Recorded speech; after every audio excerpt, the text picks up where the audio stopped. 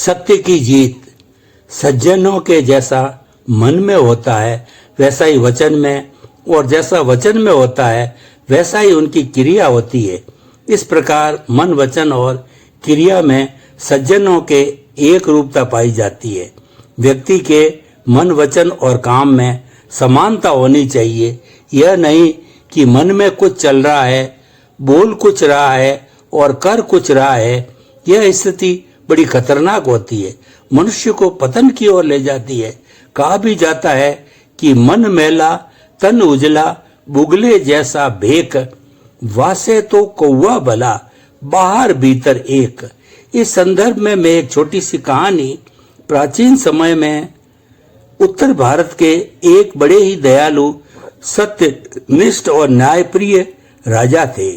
वे स्वयं राज्य में घूम घूम कर प्रजा का हालचाल, वो राज्य व्यवस्था सुचारू रूप से चल रही है अथवा नहीं, यह देख पा रहे थे। एक बार वे जेल में यह देखने गए कि राज्य की जेल में किसी व्यक्ति के साथ अमानवीय व्यवहार तो नहीं हो रहा है। संयोगवश उसी दिन 4 नए कैदी जेल में आए थे।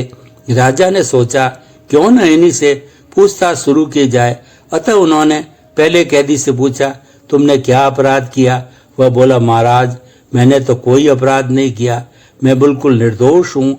असल में हुआ यह कि आपका थानेदार असली गुनहगार को तो पकड़ नहीं पाया और अपनी असफलता छिपाने के लिए मुझ पर झूठा इल्जाम लगाकर मुझे सजा दिलवा दी। इसके बाद राजा ने दूसरे कैदी से वही सवाल पूछा। वह बोला, महाराज बड़ा अनर्थ हो रहा है, मैं भी निर्दोष हूँ। असल में बात यह है कि थानेदार हमारा पड़ोसी है और एक दिन उसकी पत्नी और मेरी पत्नी में किसी बात पर कहा सुनी हो गई। बस उसी दिन से थानेदार मुझे अपना दुश्मन समझने लगा। अपनी दुश्मनी निकालने के लिए ही उसने मुझ पर झूठा इल्जाम लगाकर मुझे फंसा दिया और सजा दिलवा दी। अब राजा ने तीसरे कैदी से भी वही सवाल पूछा। वो बोला, महाराज घोर अनर्थ हो रहा है आपके राज्य में। आपका कोतवाल मुझसे रिश्वत मांग रहा था। जब मैंने उसे रिश्वत नहीं दी तो उसने मुझे भी झूठे आरोप लगाकर फंसा दिया। राजा ने तुरंत बड़े अधिकारियों को बुलाया और पूछा कि क्या ये सत्य कह रहे हैं? इससे पहले तो हमारे राज्य में ऐसा काम कभी नहीं हुआ। फटाफट जाओ और हकीकत का पता लगाओ। चौथा कैदी विनम्रता पूर्वक सिर झुकाकर खड़ा था। आगे बढ़कर राजा ने उससे भी वही प्रश्न किया तो बाकी प्रश्न किया जो बाकी के तीनों से किया था, लेकिन कोई जवाब न देकर वह उसी तरह सिर झुकाए खड़ा रहा। राजा ने थोड़ा झुंझला कर कहा, क्या तुमने मेरा प्रश्न सुना नहीं?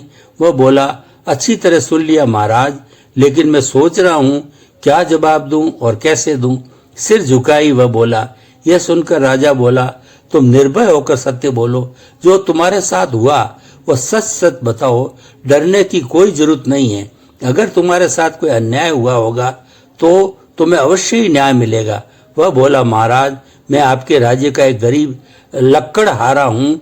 घर में मेरी माँ बीमार थी, उसकी जान बचाने के लिए दवाई चाहिए थी। दवाई के लिए मेरे पास पैसे नहीं थे। मैं पैसे के लालच में इन तीनों चोरों के साथ मिल गया।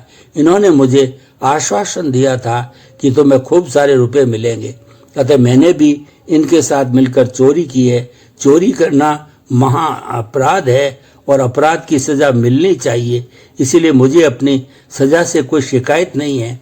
चौथे कैदी की बात सुनकर राजा बहुत प्रभावित हुआ। उन्होंने गौर से देखा और अनुभव किया कि उसकी बातों में पश्चाताप झलक रही है। उन्होंने उसे न सिर्फ तुरंत रिहा कर दिया, अपितु उसी जेल में ही सिपाही की नौकरी पर रख दिया और उन तीनों को सख्त से सख्त सजा देने का निर्देश दे दिया। इस कहानी से हम सबको ये शिक्षा लेनी चाहिए कि सदा सत्य का आचरण करना चाहिए।